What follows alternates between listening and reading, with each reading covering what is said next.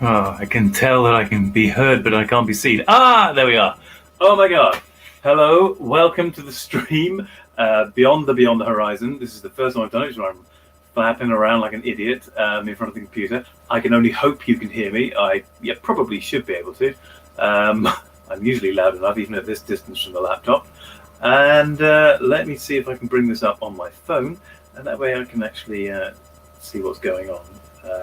Oh, hello. Beyond the Horizon is live now.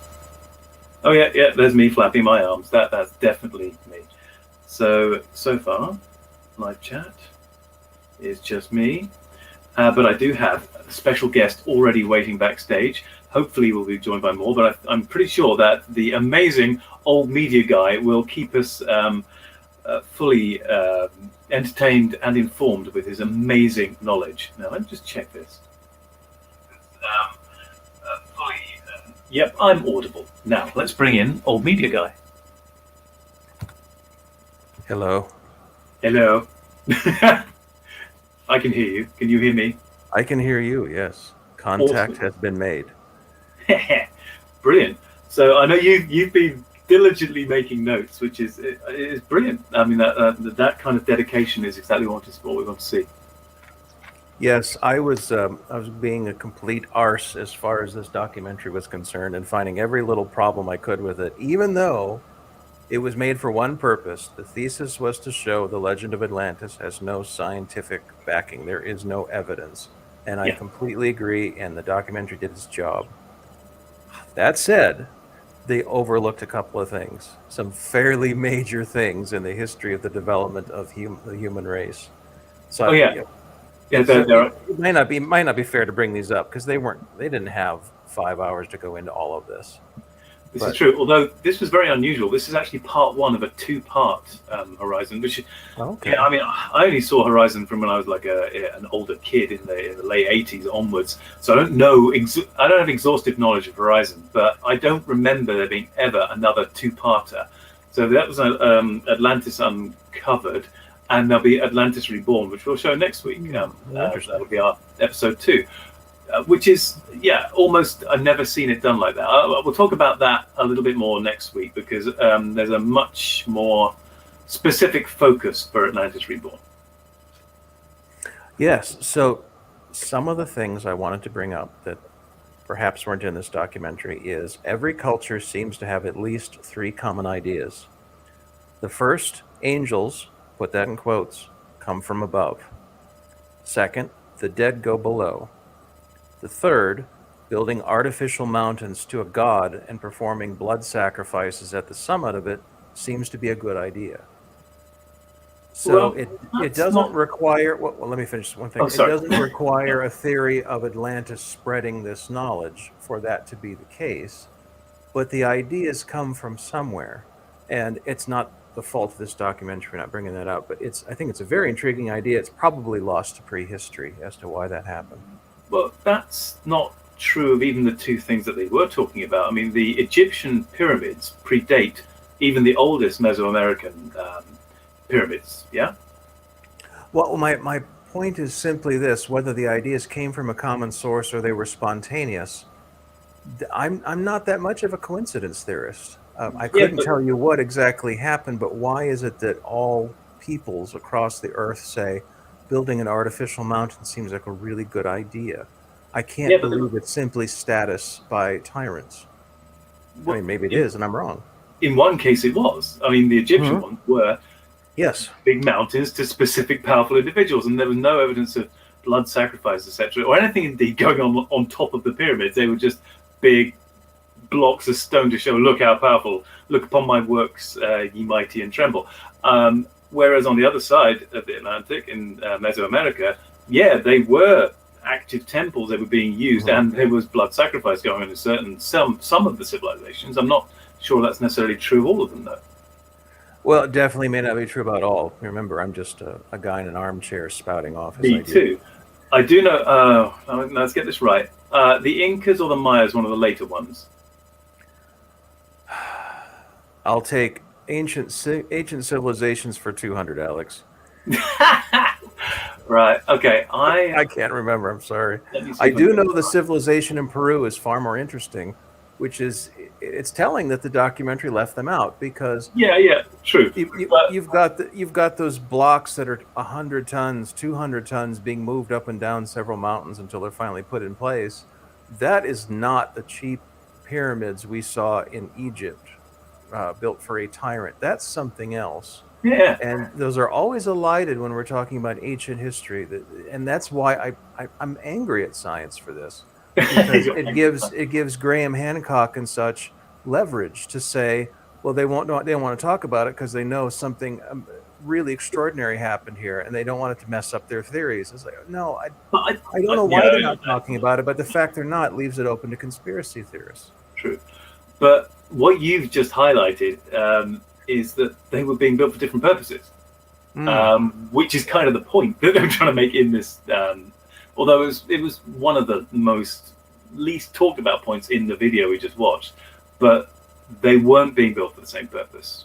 There isn't a common thread between their reasons for construction or even their methods of construction. Now, I'm not an expert in this either, but from eventually the pyramids went into solid stonework all the way through, with inner tunnels and stuff that were all built in a very, very planned and methodical way.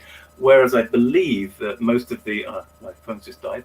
I believe most of the Mesoamerican ones they're talking about are normally more hilly. They're more like mounds of earth and stones piled up and then clad with the sort of steps and pathways going up to the summit. Where in some it's either the Incas or the Mayas. I always get this wrong. One of them was definitely doing blood sacrifices at one point, although that may have itself not been consistent throughout their own history. But you're testing my knowledge here. Yeah, mine too. But I was grateful for the information that they pointed out so clearly. These structures were not built at the same time. They were not built with the same techniques. There is just no empirical evidence they come from a common source. And yeah, that's what we need to hear. We need to hear that Atlantis, as it was envisioned in the 19th century, just didn't exist any more than Middle Earth or the Holy Grail, etc. It's more fun to think the Holy Grail is in Atlantis right now, but Yes. it's just for fun. You can't do that in real life. I did love the way that in the documentary they used the Stargate music a lot. It's like, Yes. I can distinguish between fun science fiction and reality. Yeah. Oh, yeah, Stargate's wonderful for mixing up ancient history and all of these star travel ideas and visitors from the stars. It's a wonderful series. Yeah. But I you have to remember, it's a TV show about people who would never watch a TV show, right? They're always up and around and working out and doing things and exploring, and we're just sitting here watching a TV, eating potato chips, going, "It's great. It's just like exploring. I didn't have to leave the room." Yeah, that is also true. Yes, it's funny how the people who love these things are rarely as outgoing or dynamic as the characters they're included. Yes. So what other notes did I have here? We mentioned Göbekli Tepe. Göbekli Tepe. I know. And we were having a little back and forth in the chat, which was fun, about the definition of hunter-gatherer. And my understanding is that before Göbekli Tepe, hunter-gatherer meant folks who didn't stick around long enough in one place to actually build with rock. And after Göbekli Tepe, the definition was changed to say, well, they did do some masonry. I think you're being too harsh on the poor old historian / archaeologist there. Because now I'm using my brain here, and I could be using my phone if it hadn't died, and actually looking stuff up. If we're wrong, please put it in the comments. Thank you. Yeah, exactly. We need more people in the comments doing stuff, or even joining us in the stream right now, because it's just two of us. But Britain was always on the edges, and so stuff got there later. So Stonehenge is old, but it's also being built by people who are developmentally the most retarded, if I use the term in the most technical sense, stage in terms of Europe. I mean, Göbekli Tepe was right in the center of where a lot of the new stuff was coming through. So agriculture, domestication of animals, it's all happening around that area. So the Fertile Crescent through North Africa, the Near East, Eastern Europe. That was where it was all going on. By the time it trekked over to Britain, it was quite a bit later. However, as far as I know, Stonehenge was still being built by hunter-gatherers rather than settled agriculturists at the time they were being put up. See, that's because they were so far behind. Sorry. I don't buy that theory at all, because we know how extensive the grounds were for that complex. It wasn't just what we have today. There were also I know. such as wooden and rock that have now been removed. You can't have a settled class of people running a large piece of acreage like that as essentially a destination site, whether religious, tourist, doesn't matter, without there being hotels, without there being food for the people in the hotels. You have to have you have to have garbage pits somewhere. They have to be somewhere. Now, I'm not saying that they haven't been found because it's a conspiracy. I'm just saying I could be wrong, or I'm right and they just haven't looked in the right place.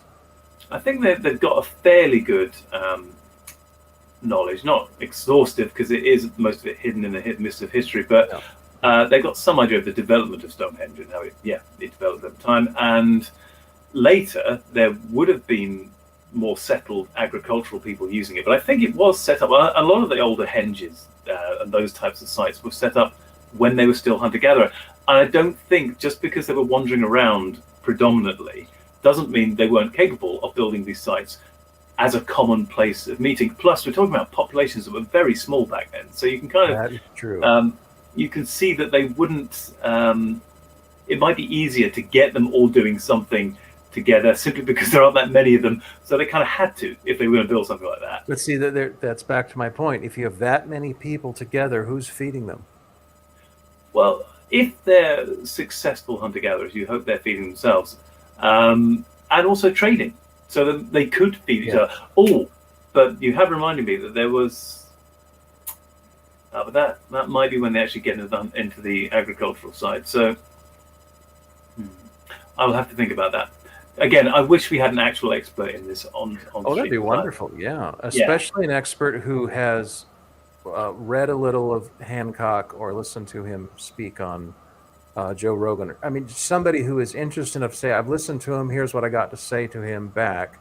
Especially when, Hancock's one of those people where 90% of ideas you can toss, but 10 actually have some gold in there. I'm not saying he's right, I'm just saying he has some gold. And it would be nice to have an expert on who can say, yeah, this idea in particular is good, and he got it from these sources over here, academic sources, and so on. He could trace the ideas back to their point of origin, which gives them some legitimacy. He is so scattered and not even cherry picking, just randomly grabbing things and saying this is the center of my new idea. I did watch all of. Okay, you're spoiling my episode 2 intro now. I am so sorry.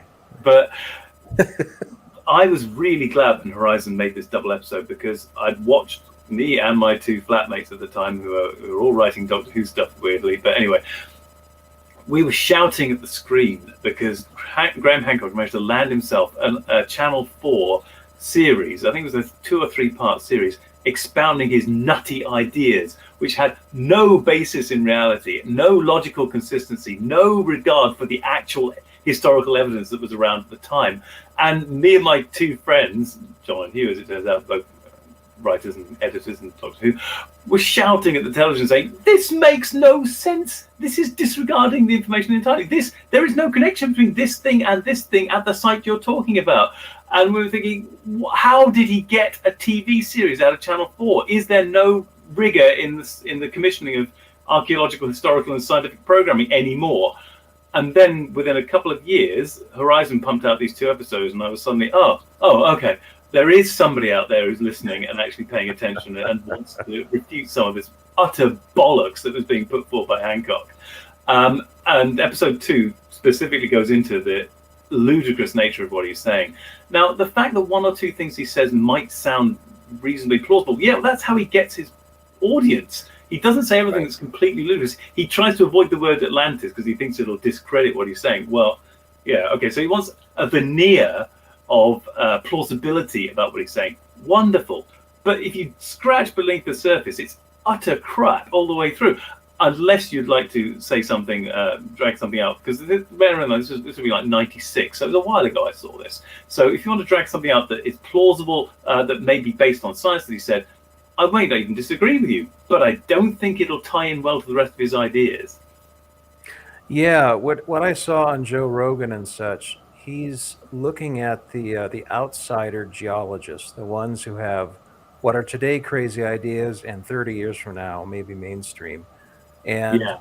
he's This using reminds me, that for his go on. own purposes, because now Atlantis was located in what is now Washington State in America. Oh, is it there now? Okay. Yeah, because there was a giant glacial dam that broke. I know And that one. Yeah. yeah, and it's his presentation of it is very interesting, and he can show you here's where the waves went, because you can see on this photograph, which was taken from 1,000 feet in the air, whatever. This is what I mean.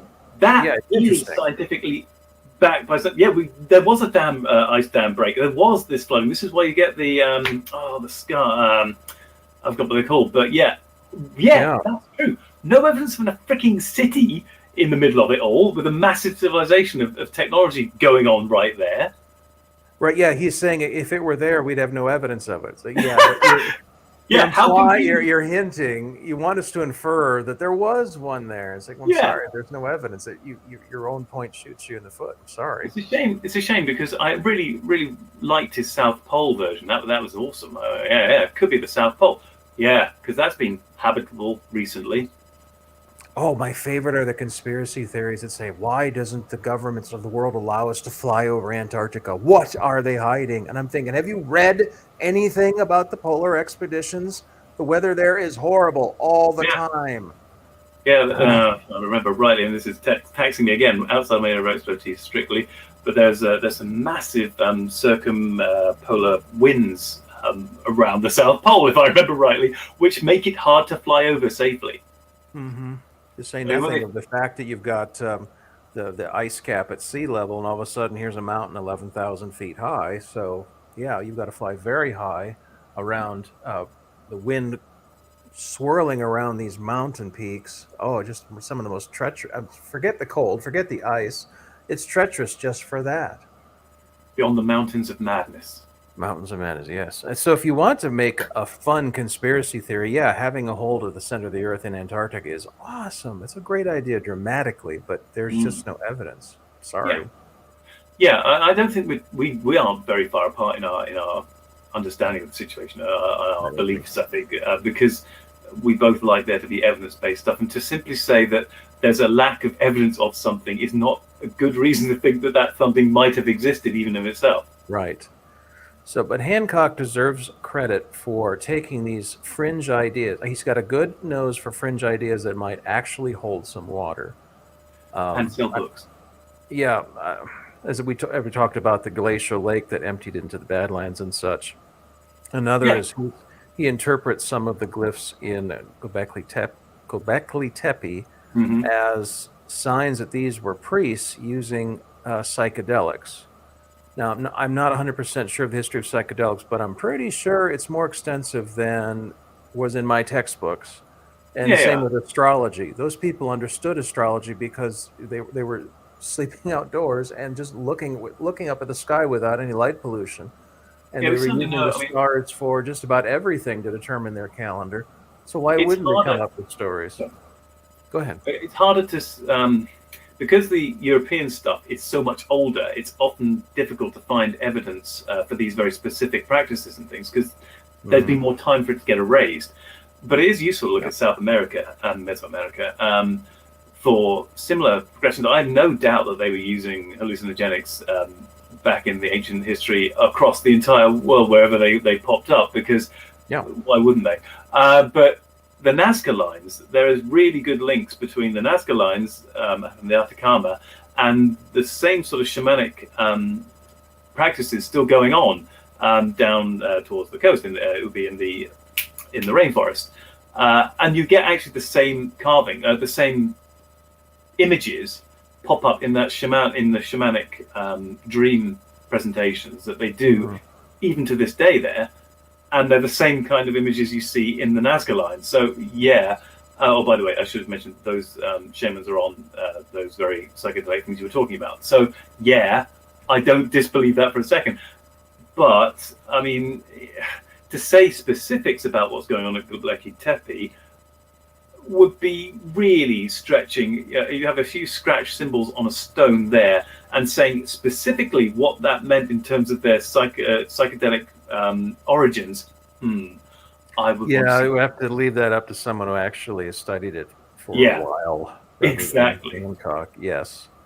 Which is where it always is the problem with Hancock. And he also dragged. I mean, even in the thing in '96, when he dragged some poor dude who was a scientist who was interested in water erosion around the Sphinx. Well, it turns out that those lines around the Sphinx are pretty certainly going to be wind erosion, with sand being blown through. Oh, and possibly salt leaching out of the stonework. But anyway, both of those things don't require them being flooded. So, but the poor guy he dragged in was, making his best efforts to give plausible arguments for his water erosion stuff, and then a couple of years down the line realized he'd completely been hoodwinked by Hancock and dragged into this, and was desperately trying to backpedal. But by that point, nobody was listening to him anymore because they're all watching Hancock's next sleight of hand. And but I didn't mean to back what he was saying. Like, oh well, next time be careful who you say it to. Yes, there was a fellow in North America who was trying to convince some folks that he had found, how do I put this, a Sasquatch preserve. A preserved Sasquatch? No. He found basically their Motel 6. That's my sarcastic way of saying it. And he tried to convince a bunch of people that he had found this place where they were living. And of course, he made this 45-minute documentary on Netflix where it was mostly about him and pictures of him jumping through these streams, being manly and heroic. Right. Oh, it was hilarious. And he actually roped in, that's what made me think of it. He actually roped in a PhD in, I want to say, anthropology, who's actually studying alleged Bigfoot footprints. And he's not saying I know what's causing it. I just want to know, where are these pranksters? Where are they at? How are they operating? Or is this an actual animal? I mean, that's a fair question. And he actually ropes this poor guy and says, "Don't you think this looks like an actual Bigfoot habitation site?" And he's like, could be. He just never should have appeared. I've recovered the chat, so I should probably say hello to the solar engines and Kronos. God, is that a different Kronos? And Captain Kronos! Who says pyramids equals fire plus middle. What does that have to do with the dead guy? I don't even know what he means. But if anyone in the chat would like to leave in with us, the StreamYard link is pinned at the top. I've been very efficient on that one regard. I'm actually pinned the StreamYard link at the top of the chat before this ever started. But so far it's just you and me. Old media guy. That's all right. We can wrap it on, I think. Yeah, I think so. We're doing well so far. Two other points. Oh, yeah. Again, I might be overcorrecting, but this documentary wasn't quite fair to the idea of lost civilizations as a whole. We know there are lost civilizations. For example, the Korean language is a linguistic isolate, meaning whatever languages existed in that family, they're all gone except for Korean. And you have the Finno-Ugric language group, which consists mainly of Finnish and Ugric, plus a bunch of small tribal languages that are spoken by less than 5,000 people. But I thought those two, because I have done a little bit about those two before, those two, didn't they come from the Genghis Khan coming across? Yeah, I think the theory is that they were a Ural mountain tribe that got pushed by Genghis Khan. Yeah. Definitely the Hungarians were, if I recall. Gosh, I could be wrong about that. Yeah, it was the Hungarians, the Magyar, and Finnish, which is incredible. I think the Finnish came at the same time, yeah. Okay, yeah. So that one, If there's there can't just be two languages in a group, main languages. There can't just be one language in a group. There had to be other groups, and those people died off. And maybe their civilization wasn't great, quote unquote, because they didn't leave giant rock carvings and such. But they were there, now they're gone. Oh, for example, I learned this the other day. The Greek word for sea, thalata, is a foreign word. We know that because there's two T's in it, or thalassa if you're not from the Athens area. This is ancient Greek, by the way. So double T or double S means that these words are loan words, foreign loan words. So the Greeks originally came from a place where there wasn't a C. So where were they, and what cultures did they wipe out to get to the sea? I mean, were there cultures there that they pushed aside or killed or married into or what have you, like the Picts in the? Well, you kind of cycled back to the Atlantis thing here in a way, because the one tantalizing thing that is, I mean, as you said rightly, there's more than one lost civilization over history, but the Minoans are probably, if there were any myths knocking around when Plato was dreaming up his perfect civilization description so he could explore his philosophy, not so he could describe something real, the myths of that sunken, exploded, destroyed civilization, the Minoans, would have persisted. So that would have been in the cultural, in the folk memory. Not specifics, but the fact that it happened. And the Minoans are bloody frustrating, because I'm sure you're aware, because you're much more into this than I am, but they had two forms of writing, if I remember right, Linear A and Linear B. Yes. Linear B has been translated, but it comes from very late stuff, and it's essentially more closely related to Mycenaean, the ancient Greek stuff. And Linear A, all the stuff the Minoans did themselves and was written down, we can't translate the bloody thing. Yeah. It's very frustrating, and presumably their language is also lost, their spoken language, because it doesn't seem to have persisted. And Kronos is giving us more comments here. I'm saying the term pyramid implies nothing about it being a tomb. We actually found people buried in Mayan pyramids. The Great Pyramid of Egypt seems like something else. And that's another point. I'm glad that was made. There's another point about the Great Pyramid being called a tomb. Say, well, where are the bodies? Because it's something else, apparently. Well, I believe the Great Pyramids, I mean, the three main pyramids, the big ones, did all have chambers, burial chambers in, both false ones and real ones. Although they didn't always still have their stuff in them, because they weren't great at booby trapping them, it seems, or protecting them the way they were intended to.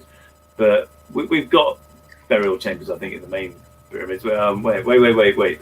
Khufu's the name. We have chambers that were identified as burial chambers, but the interior, my understanding, and I could be entirely wrong, my understanding is the interior does not fit a burial crypt, that the building was used for something else. And what exactly is hard to say, because the only people willing to talk about it are the conspiracy theorists. Yeah, that's true. I need to look at the construction of the pyramids in more detail before I even get anywhere near that. But as far as I'm aware, there's nothing really that would suggest that they weren't built for the monumental reasons that were put forward.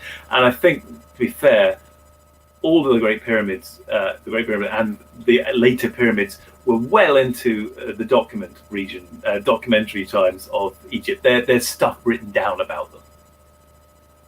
Well, here's the problem with stuff being written down by ancient civilizations. If we look at the Babylonian records, for example, which are older than the Egyptian, they'll tell you this is where we got our culture from. Angels came down from heaven. They mated with women. They produced giants, including Gilgamesh, who ran our society. And these angelic beings appeared to us from time to time to tell us how we should rule ourselves. And they're really awesome, but God, are they scary. That's the just 3 or 4 line summary of what they say about ancient history. We have to remember that before Thucydides and before the Old Testament, history as we know it did not exist. Yeah. The idea that you would write down what happened without political bias was completely unknown. Yeah, exactly. So, whether you believe what the Babylonians are saying or not, that's what the historians have to use are records like that. So, which means they have to infer something. And if their biases are, say, against psychedelics, are against astrology, are against this, that, and the other, they're probably going to misread it. And even if they didn't misread it, how do you take that information and do anything with it without becoming a conspiracy theorist? It's a conundrum. Yeah, true. But to put in a good word for the scientists, and I'm going to class archaeologists as scientists, that they are trying to put these things together. They're trying to look for the Nazca line stuff. I'll go back to the Nazca lines, the one I know vaguely something about. they are trying to link these things back to the practices, Mhm. using whatever resources they can find. And if that means that the stuff's still going on today, great, that's brilliant. But back to the Minoans, because I'm not going to leave the Minoans alone. Yes. I recently, and in the last few days, read an article where they've done genetic studies of the people. First of all, they've done genetic analysis of buried people in the actual ancient Minoans, and they've compared it with populations in Crete, which is the easiest one to do. And it turns out that a lot of the Crete population, basically, they are the same. They are the Minoans. Their culture got eradicated by the Mycenaeans when they came in and said, "Right, we're in charge now. You've had your culture blown up. Now we're the boss." But the people themselves basically were the same people. So it looks like the Minoans are still there in Crete. It's just now they all have to speak Greek. Yeah. There was another study that said 1/3 of modern Finns are actually Finnish, genetically speaking. The other 2/3 came in later. But the Finnish culture is their culture. That's their language. They either speak Finnish or Swedish. And that's where they are now. To say, well, you're not technically Finnish, genetically speaking. They're like, don't care. Yeah. And good for them. Yeah. So how many relatives are there of Otzi the Iceman? Something like 14 relatives of his in Austria. Somewhere where he died, if you draw a rather generous circle around that area, he still has 14 living relatives in that area as far as they can tell through DNA analysis. I'm thinking, is that a lot, or is that not very many? Yeah, exactly. More or fewer? Yeah. That actually is... Okay, so we have the theory that ancient peoples didn't travel very much. And when you look at genetic data like that, yep, that theory sure looks good. But I kind of wonder how much travel there was that isn't talked about. Again, because history as we know it didn't exist yet. You just wouldn't write down, here's what happened today. You would say, here's how the king blessed us today. It'd be very much like North Korea, where no matter what goes right, you say the fearless leader got us there, cold water came out of the tap. The fearless leader did that. Nothing about the plumber. Right? I think nothing about the plumber. I think a lot of this is being the holes in our knowledge there are being picked up by a lot of the genetic studies. Though, where yes, those are wonderful because there's no argument about it. Just the genetics of this population are such and such. There we go. Yeah. Now we know. We can see how they drifted. Something I completely off topic. So let's go wild now. One thing that is amazing is that apart from sub-Saharan African modern human populations, everyone else has got Neanderthal in them, basically. Say that again. Everyone else has got Neanderthal DNA in them, except the sub-Saharan African modern human populations. As soon as you get above the Sahara, boom, somebody has shagged a Neanderthal somewhere, or, and this is often not put this way, a Neanderthal has shagged somebody else, a modern human. Yes. They've traded DNA, and it's remarkable. I find it remarkable that any DNA at all has persisted. And here's something else that's remarkable, is that the oldest known fairy tale in the Western tradition is Beauty and the Beast. It goes back 12,000 years, back when Neanderthals and Homo sapiens were still cohabitating. So it's an open question.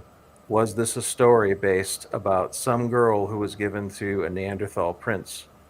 And the Neanderthal prince either was hairy or, like Richard III, described as worse as he was after he died. I think the last Neanderthals we had in Northern Europe, or anywhere in fact, I think we're about 30,000 years ago.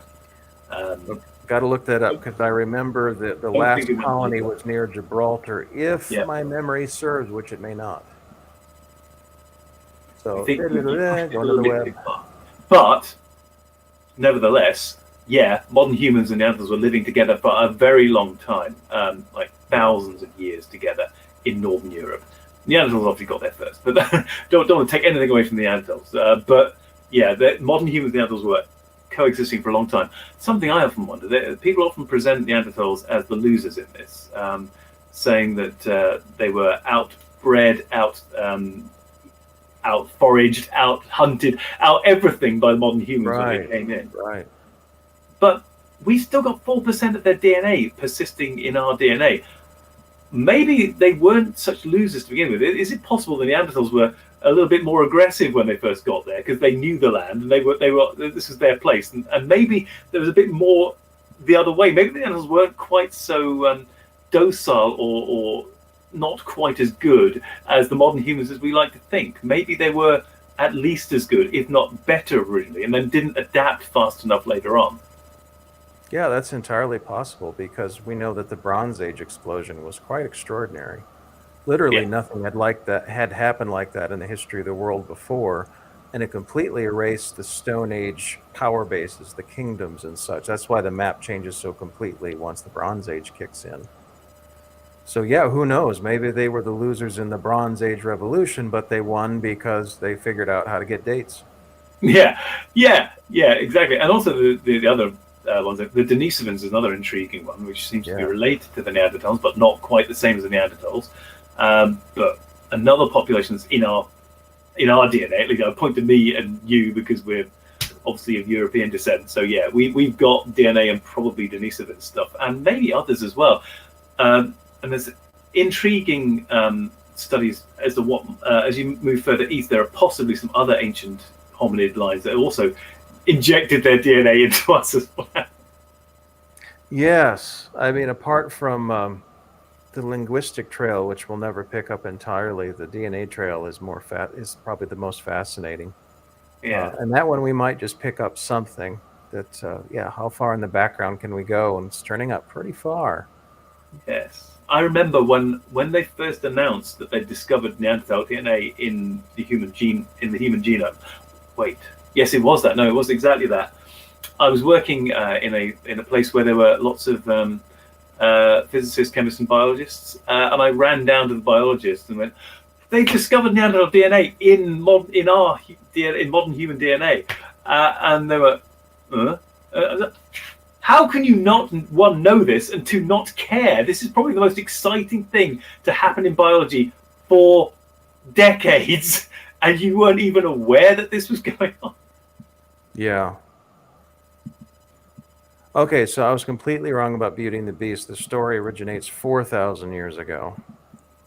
That's well after. That's well after, yeah. So either I picked it up at a crazy website, or I was drinking that night. One of the two.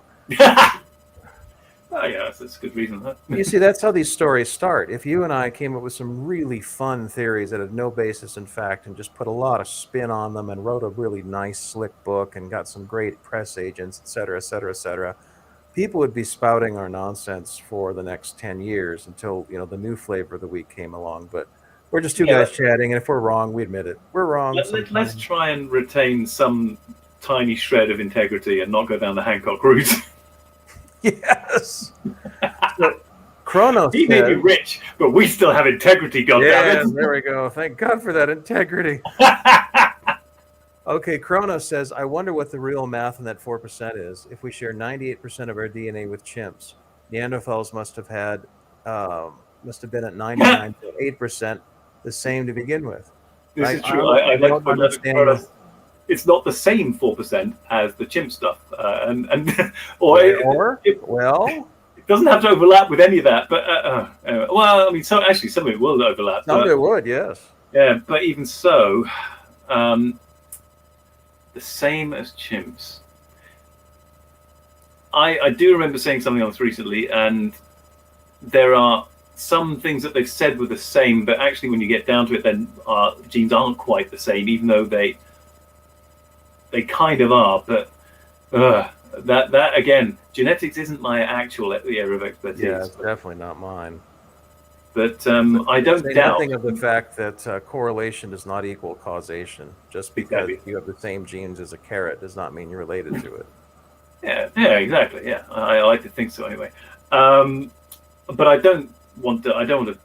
I've heard it enough times spouted by people working, or at least who have done some cursory research in the genetic side, to say that we've got up to. I mean, 4 is like the maximum, I think, %, but we share somewhere between a small fraction percentage up to 4 if you're in any population that's in above sub-Saharan Africa, basically. Which again comes back to the moving around stuff. It looks like the sub-Saharan African modern human population didn't move around that much, at least not enough to get the DNA from the Neanderthals. Anyway, it's like, what? Yeah, at some point they were cut off. They had to have been. And then Yeah. why do we know why they didn't develop? Well, I shouldn't say they, because for the longest time in Europe there was a myth that you don't cross the equator because you'll burn to death. So there was a psychological barrier to going to Sub-Saharan Africa, and it seems like there's one going the other way too. So I don't know the origin of that at all. It's an interesting. Again, I don't know enough about this, but East Africa is an interesting one because you get a little bit more. Sorry, you get more of the Mediterranean influence going further south than you might expect, and that becomes both cultural and I suspect genetic as well. There's a bit more back and forth going across that side than the west side, but I don't know. Well, we have. I have a relative who decided to get her DNA tested, and it came out Eastern England, Western France, and as well as Netherlands, Belgium, et cetera, et cetera, et cetera. Well, of course, those are all boat people, right? They're just going across the sea like it's nobody's business, whereas someone 100 miles inland says, oh, I'm not stepping on that there boat. You know, it's just how it goes. Us landlubbers, like, nope, that's a boat, not getting on that. Whereas the sea people, like, yeah, back and forth. Ooh, found this really pretty girl, brought her back, gonna marry her. You know, that happened at Dunkirk, for God's sakes. Britain and Ireland have not been great at being exclusive, let's put it that way. Or perhaps a more positive way of it, being great at being outgoing and seeing other people. Because, both islands, we've been on boats since forever. And there's been a lot. Thankfully, there's been a lot of movement back and forward of ideas and people, and I think we're better for that. Oh, definitely. Travel does broaden the mind. Truly does. Exactly. Thank God for that. I know I've got plenty of weird influences in my heritage, and that's just going back from like 2 or 3 or 4 generations. I can pop out. We can pull out a few weird things, I'm sure. I would like to. I can't afford the ridiculous money. The money of getting one of these DNA tests that do the full where your family's from all over the place, including the Neanderthal Denisovan stuff, would be awesome. I'd love to get that done at some point because I would like to know which weirdness has been thrown into my mix. But yeah, I'd be pretty sure it's mixed up. Yes, and Americans have another reason to do that too, which is often the history of Native Americans in our family was deliberately erased or obscured because of the prejudices that were had until circa 1950 or so. I think they only went away because of the news of the Holocaust, to be honest. But my mother tells me that when she was a child, she had older relatives saying the only good Indian is a dead Indian. So you can imagine they wouldn't be talking about great-grandma so-and-so who was from the Chippewa tribe. So yeah, the only way to recover that information is genetic at this point for many of us. Yeah, we've seen the westerns from the 30s and 40s. They weren't being depicted particularly great there either. Yes. I still scratch my head at that, and all I can come back to is psychology, which is if you meet someone who's just absolutely nasty to you, there's generally 2 explanations for that. One is you did something to them, or 2, they did something to you. And the only way to justify it in their minds is for them to make you a villain. Yeah. So you can imagine a bunch of people saying, we're going to take this empty land. Empty land? There's Indians living on it. It's empty land, and we're taking it. Well, the only way to justify that in your mind is to say the people we took it from were evil. So that's probably where it comes from. Same thing that happened to Richard III's legacy, apparently, which is he was talked badly about by the people who killed him, because otherwise they had no justification for doing so. Yes, if Blackadder the First has taught us anything, then that's true. Saint Ralph the Liar. Love that episode. Yes, I do. I mean, I do think Blackadder the First series, they hadn't got their game quite as they wanted it to be, but it's still brilliant. I still like the first Blackadder. The second one is the best. Yes, the second one is amazing. The first one has some nice bits into it. Oh yes, Death by Snails. Oh dear God, it's Uncle Richard. Ah! It's a very different Blackadder, isn't it, that one? And the Baldrick isn't quite so stupid as well. It's really different dynamic. Yes, yes. So they actually filmed the pilot with a smart Blackadder and then said, no, let's make him a bit gormless with Percy being about his equal and Baldric being the smart one. And then at some point in between, they said, how about we just rearrange the dynamic because Tony can play stupid and let's have Blackadder be smart, but not as smart as he thinks he is. And yes, wonderful. Which was perfect. Blackadder, the second one was just lightning in a bottle. It was brilliant. I mean, the third series I really like as well. Although I have to admit, Blackadder 4 comes very, very close. I like the fourth one as well. I don't hate either of them, but just the second one was just wow. That's it. You've got it. That perfect notes of all the way through. And it's got Tom Baker in it, so. Yes, you have a woman's ass. That ass has never plugged the hole of a sinking galleon. No, it hasn't, and I'm quite pleased about it.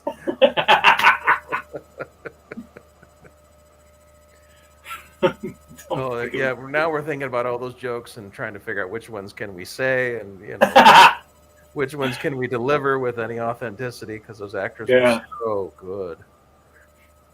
Bob. But we have now rabbited well off the topic. Yes, it was inevitable. Really, we've done an archaeology science documentary. We're going to end up in Blackadder. Yeah. There's always a few of us wondering about some ancient civilization, how you'd write a Blackadder serial set in it. I think that's probably the only reason people are still watching.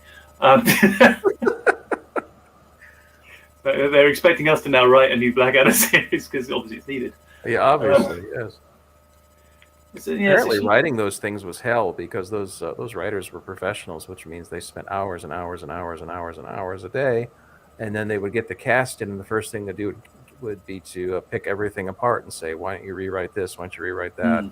And it was an experience where half of you wanted to rip your own hair out, and the other half was going, "Oh, that's much better than what I wrote."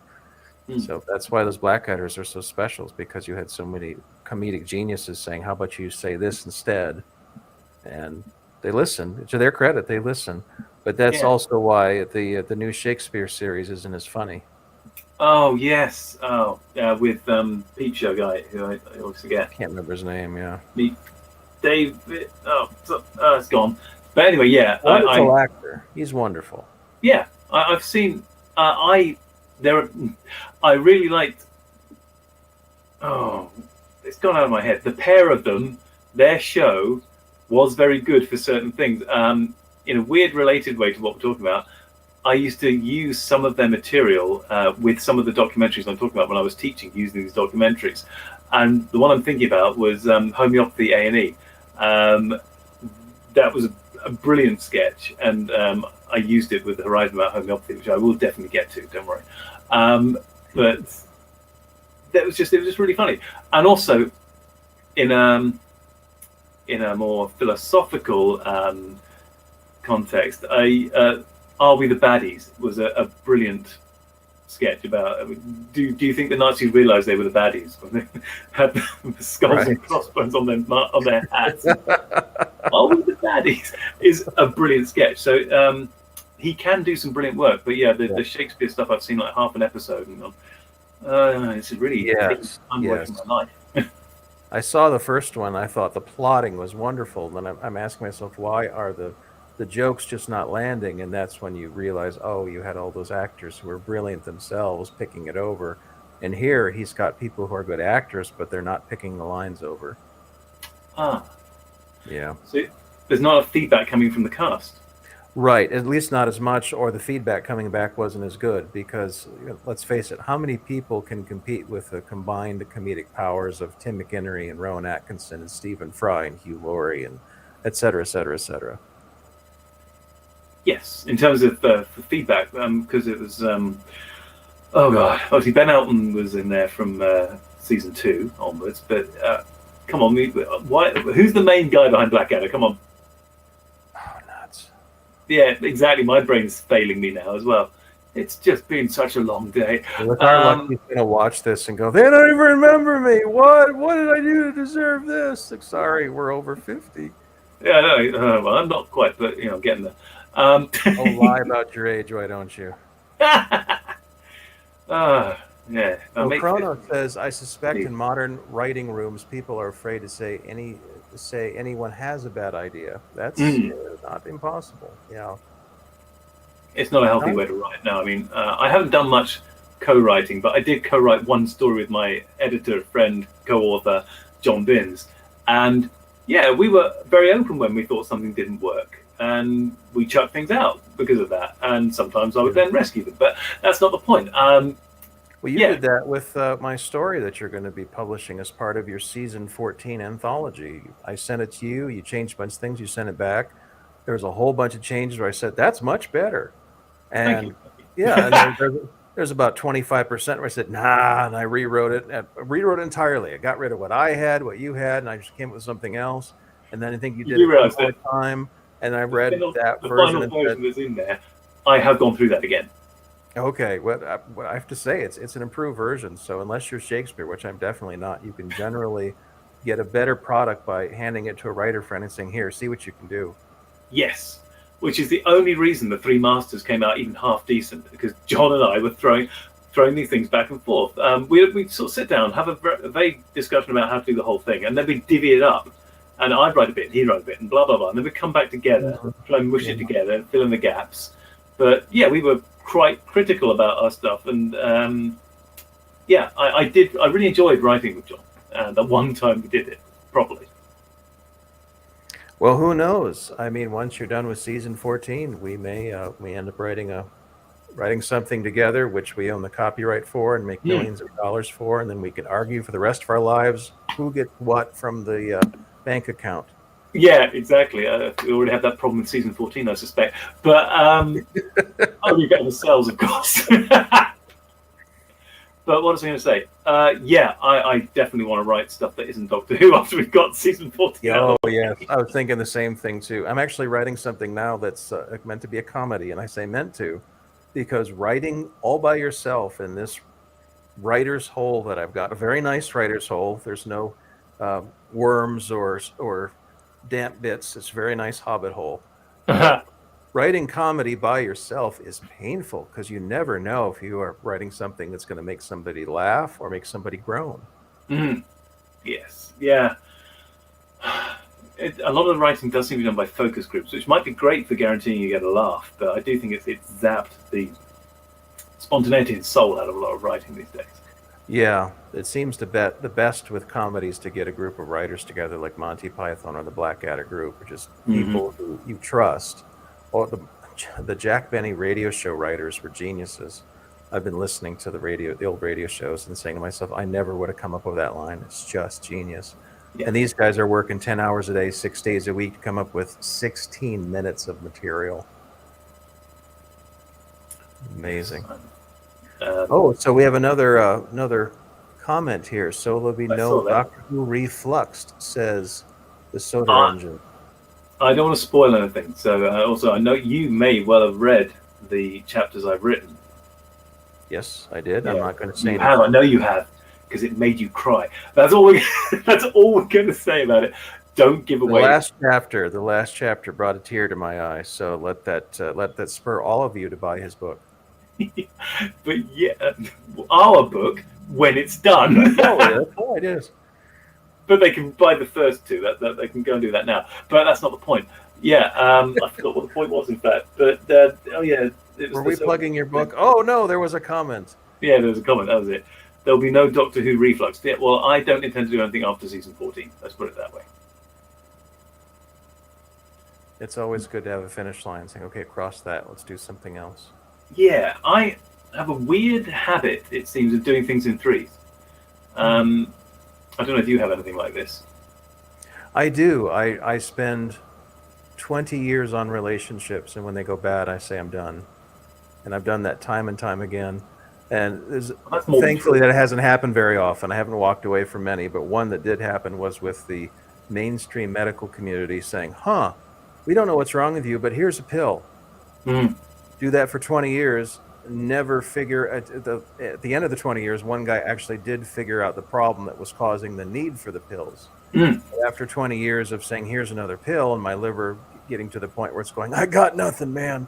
It's like, you know what? I'm not going to be someone who's completely happy to go to the doctor anymore. I'm going to try these alternative things, which may make some people think I'm a flake. And in my defense, I can only say I gave them 20 years worth of chances.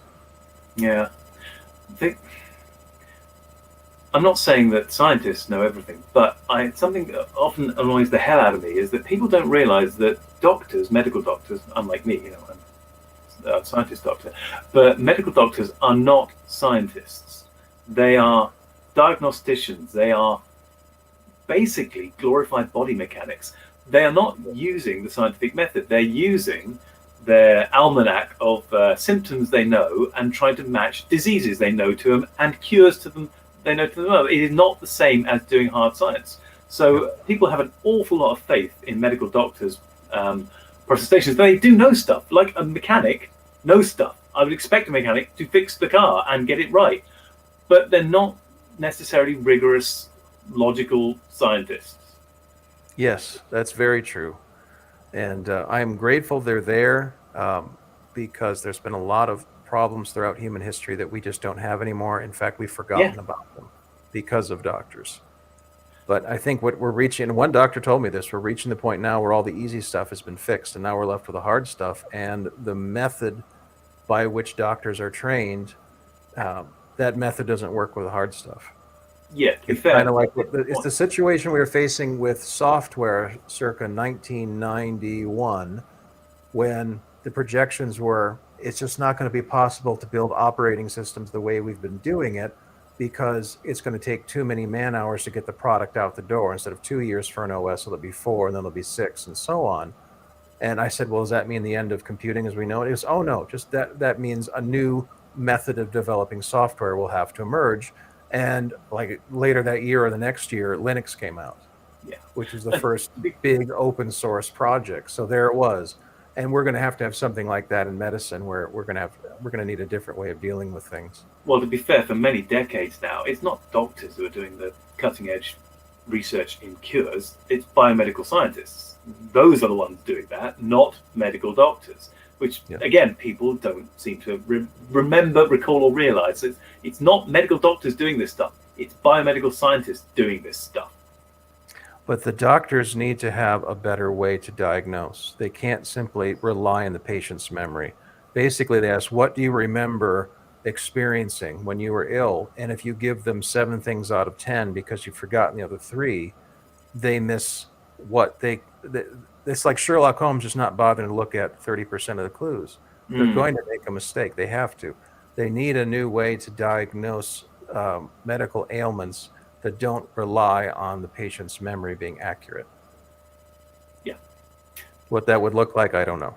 I'm not going to argue with that. I think you've probably hit upon a major problem. Yes, relying on the patient's memory is not great. No.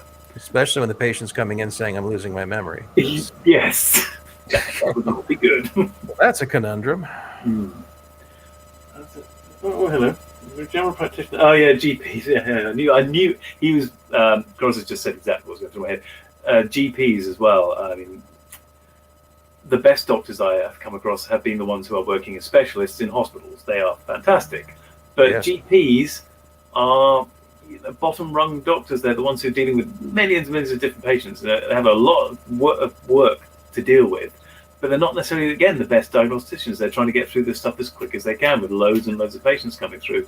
Yeah, you're not going to see brilliance with a general practitioner necessarily. If you're lucky, you will, but don't bank on it.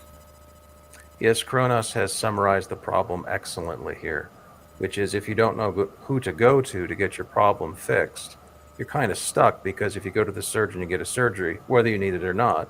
And I had that. I had the offer of unnecessary surgery from a doctor, which I almost took.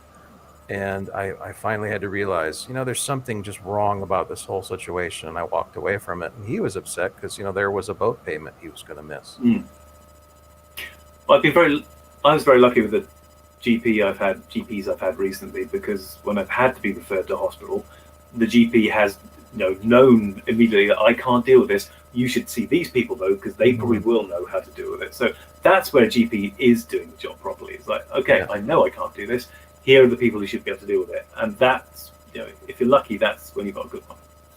And you've said before, and I don't want to steal your thunder here, but one of the best phrases you can utter is "I don't know." Oh yeah, absolutely. And Yeah, it doesn't I matter still what you're have it. doing. It's like what's the genetic percentage of Decinovian DNA in most people? I don't know. I don't know. I don't know. If I'm wrong, I'm wrong, because but I don't know. No, it's a powerful thing to be able to say I don't know. In all, yeah. If you are deluding yourself about your own knowledge, you can't correct or improve it. Yeah, and that's why the GPs that say I don't know, let me get you to a specialist are the best. Exactly. Exactly. Yep. Well, we are at the 1 hour 10 mark here. So Yeah. in Doctor Who time, that means 3 episodes. Yeah. I think have we should probably wind it up because I mean people have been suffering through this for, as you say, an hour and 10 minutes now, and we have been dealing with chat. We've been quite diligent in that regards. But is there anything else you'd like to talk about before we destroy everything and blow up the stream? Let's see. I've spouted off on so many things I don't know enough about. So let's see if I Likewise. have anything on my list there. Oh, just one more thing is that, Columbus. and this is why I have sympathy for the 10% of Graham Hancock that seems to make some sense, is that there's a history in the Anglo-scientific community say the human race was primitive until this date. And whenever they've set that date, something's contradicted them, or the place. The people in that place were primitive, and then they find a stone city in the jungle. Mm-hmm. Or in Thailand, they found such and such, or Mesoamerica, they found such. Every time someone's drawn a line in the sand and said, these people were primitive in this state, the date had to be pushed back. So I'm not surprised that Göbekli Tepe is there. I mean, it was a surprise, but I wasn't 100% surprised that they found something that showed that the hunter-gatherers, as I had read them in my science textbooks, didn't exist. That there had always been this other side of them that was more complex. And Yeah. it's something we have to do to take in something as vast as 100,000 years of human history, most of which will be completely unknown forever. But we have to just sort of elide it and say, well, it was a big swath of time where these things happen. Because you can't deal with, let's face it, I remember the 80s decently well, but if I try to explain it to people, it comes out in one big glop of stuff. Dare I say wibbly wobbly glop of stuff. Mm. Like everything in 82 happened right before the stuff in 89. It's like, no, that was 7 years. 7 years is a long time. Very different times, yeah. Yeah, and imagine having to deal with 12,000 years of history. Of course, you're just going to go, well, a bunch of things happened, like writing, and people who didn't write were primitive. But every time we do the hand waving, we're proven wrong. So, yeah, it is amazing. I mean, I think you have raised an important thing. The cat has just come in for some reason. It's chasing a moth. Great. The thing that really I would like answers for is that, I mean, I don't think either of us are going to argue that agriculture seems to have risen about 9,000 BC or like 12,000 years ago. Yeah. But why? Because modern humans have been around for a good 200,000 years. Neanderthals 300,000 years, and these are very vague dates. They're going to be out slightly. And if we assume that Neanderthals have no real less cognitive ability than modern humans, why is it only in the last few hours of modern human existence that we had agriculture at all? That we had stone building relatively late? I mean, 9,000 BC is still quite late, really, when you take the whole of modern human and Neanderthal existence into account. Why is there not stuff earlier? Yes, exactly. And that's part of the problem, is that what kicked this off. And the more dramatic the story, the more people want to believe it. And that, I think, is the key behind Atlantis being a thing. Yes. Because if it was okay, so the Graham Hancock version of this is we have the Younger Dryas event where there was a second worldwide flood in 2,000 years, wiped out nearly everybody, wiping out the super civilization, wherever it was, according to him. I don't believe it.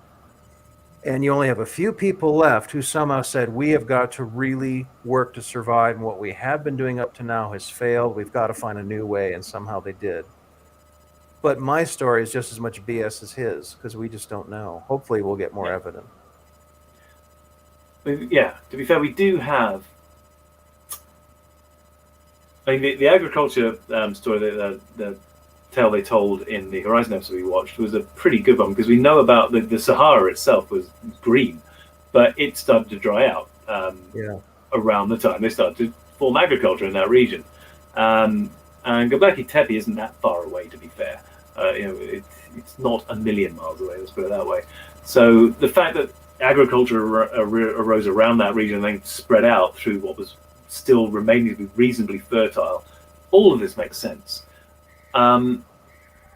But I'm still wondering why it didn't happen earlier. Yeah. Yeah. That I really want to know. That I'd like answering. Why were they pottering around for tens of thousands, hundreds of thousands of years, not getting on board with the domestication of animals and the agriculture? Was it really that fertile they didn't have to bother? Was there so much stuff around they just didn't bother? You'd have to wonder, was it that fertile that food was just popping out of the ground so they didn't bother? Yeah. And then someone says, let's just stay here. And all sorts of strange things happen. You get the first garbage pits. The first garbage pits attract lazy wolves. And 10 generations later, the lazy wolves give you dogs. Yay. And then you have a seaport where there's lots of fish. And the wild cats start to domesticate themselves, or one is just grabbed and trapped and thrown on board a ship to eat the rats. But lo and behold, the lazy cats figure out if they act nice, they get food, so they domesticate themselves. Yes. So you actually don't get anything close to what we consider civilization until people stop moving around so much. Yeah. But what made them stop? So, well, that's a good question. Indeed. One which we're not going to answer today, I suspect. Nope, not going to answer. We have to keep working on our time machine. Yes, indeed. I plan to have the time machine completed last week. Oh, fantastic. You have to take it with you. I already did. Oh, you don't know yet. Never mind. Good point. All right. Well, that seems like a perfect place to end it. So thank you for joining me, Old Media Guy. I could not have done this without you. Thank you. Thank you for having me. And thank you, everyone who is in the chat. Kronos and the Solar Engines and Captain Fandom nerds there as well. Thank you to everyone who's in the chat. If I missed your name specifically, I'm very sorry. And on that note, farewell.